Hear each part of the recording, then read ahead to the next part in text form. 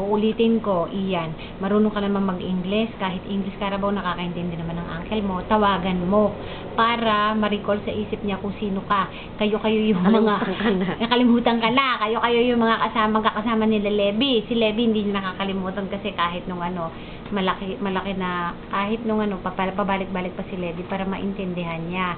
Alam niya kasi na masyadong hima ngayon. Ganyan para makakuha ka ng tips sa kanya kung paano magtipid, kung paano ang pakisamahan mo mga customer. Pag wala ang customer, pakisamahan mo babae. Pero pag nandiyan ang customer, ang pakisamahan mo customer.